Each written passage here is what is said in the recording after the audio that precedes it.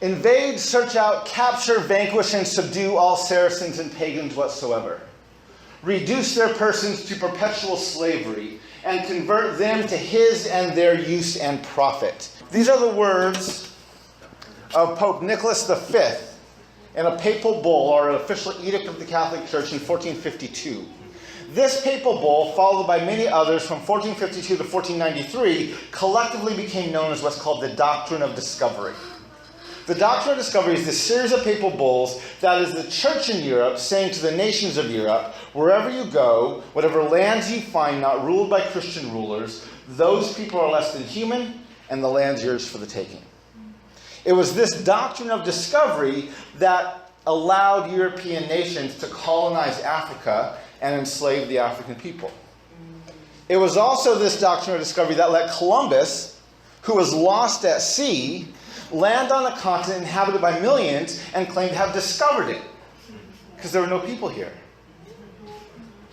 The notion of discovery is a racist colonial concept that assumes the dehumanization of people of color. When Columbus landed, and he went back and he reported, and they said then, they, the leaders,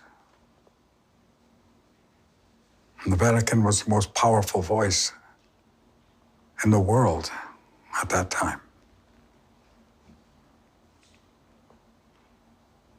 A papal bull, 1493, 1 year later. If there are no Christian nations in this new land you have discovered, I declare those lands to be empty. Terra nullius, very old Roman law that had been exercised in Africa, India, Europe.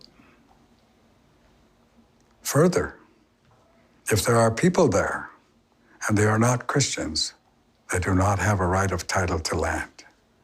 They have only the right of occupancy.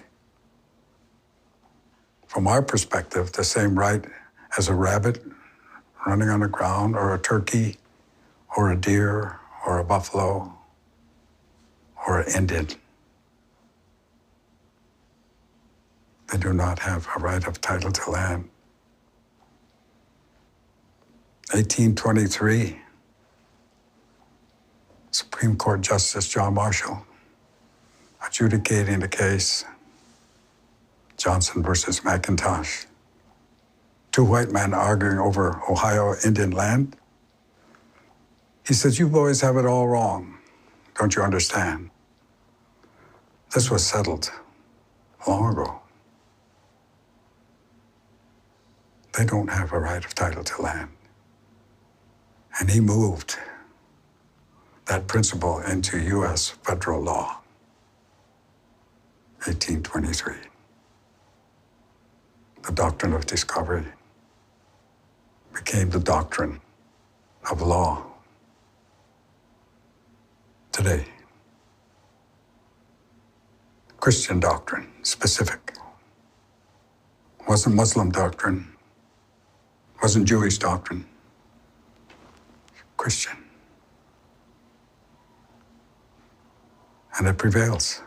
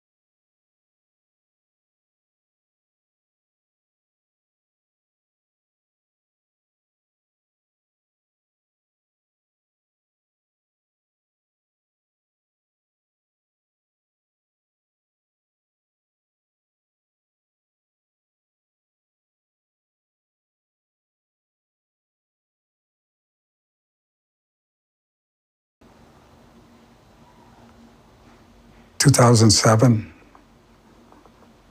Oneida versus New York, court case. First notation by a Supreme Court Justice, Doctrine of Discovery, 2007. It's not alive. I think it's alive and well. 30-year court case for Onondaga Nation, dismissed out of hand.